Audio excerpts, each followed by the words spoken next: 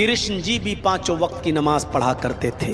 यकीन ना आए तो श्रीमद् भागवत गीता का छठा अध्याय का 10वां मंत्र देख लीजिए। अगर कोई भी इसका जीवा काट के लाता तो 5 लाख रुपए देने के लिए अपने पास से उसको, यह ज्यादा खुद पिष्ट है। 10 साल की इसको सजा सुनाई जा चुकी है। इसके बयान से पूरा हिंदू समाज आहत हुआ है। इसको सीधे सीधे फांसी हो। भगवान श्री कृष्ण हम लोगों के आदर्श हैं।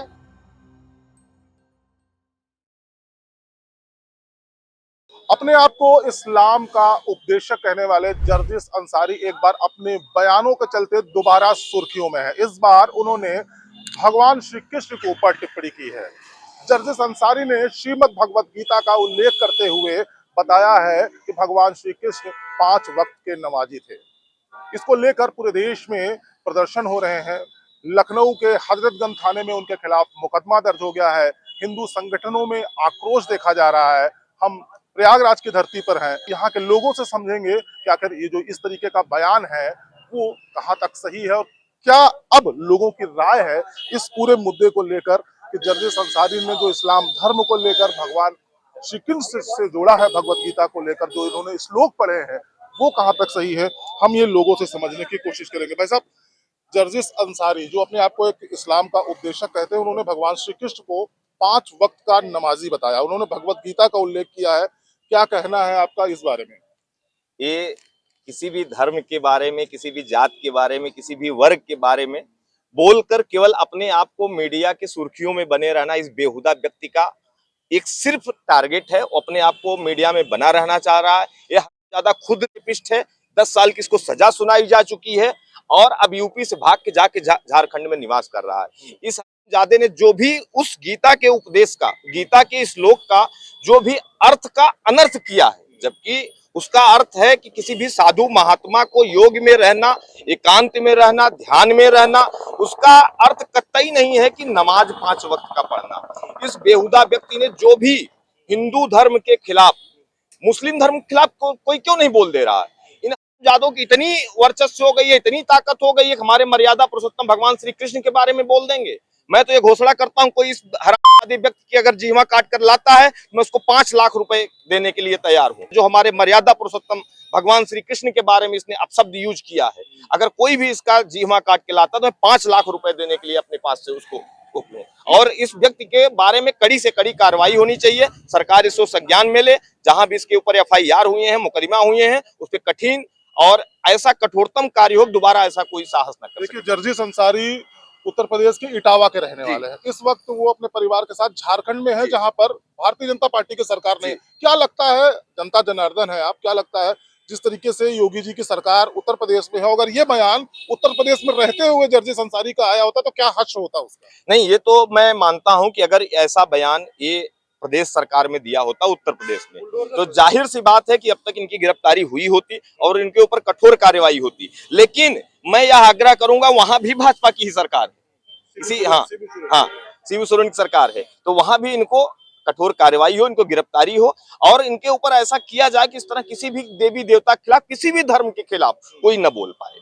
सनातन धर्म से जुड़े हुए जो लोग हैं, हिंदू धर्म से जुड़े हुए लोग हैं, उनके लिए कितना तकलीफदेह है ये बयान?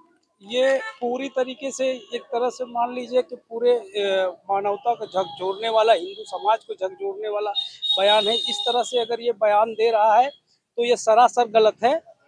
उसको अपनी वाणी पे कंट्रोल करना चाहिए। इस तरह के बयान को देना नहीं चाहिए। ये पूरी हिंदू समाज इससे आहत हुआ है, इसके बयान से। हाँ, इसके बयान से पूरा हिंदू समाज आहत हुआ है और इसका बयान पूरे जो है मानवता के लिए, हिंदू समाज के लिए पूरा झकझोरने वाला बयान है। क्या आपके हिसाब से क्या सजा मिलनी चाहिए इसको? इसको सीधे सीधे फांसी हो। भगवान श्री कृष्ण हम लोगों के आदर्श हैं। अब हिंदू धर्म के बारे में या किसी धर्म के बारे में किसी व्यक्ति विशेष को इस तरीके का बोलने का कोई औचित्य नहीं बनता है। सरकार से निवेदन है कि इस पे कठिन से कठिन कार्रवाई करे इसको, और हम सबका मांग है कि इसको फांसी हो।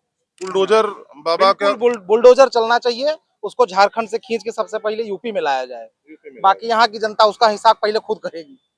अच्छा, देखिए, कुछ लोग और हैं, क्या कहना है? हिंदू धर्म, भगवान श्री कृष्ण आराध्य हैं और इस तरीके का बयान कि वो 5 वक्त नमाज पढ़ते थे, इस्लाम उनको अच्छा, अगर वो पढ़ते तो इस्लाम उनको ज्यादा अच्छा लगने लगता, इस तरीके के बयान देकर आखिर क्या साबित करना चाहते हैं? कहीं न कहीं कुठारघात है ये सनातन धर्म और हिंदुओं को लेकर? वो जो भी कह रहा है गलत कह रहा है, ऐसा कुछ नहीं है।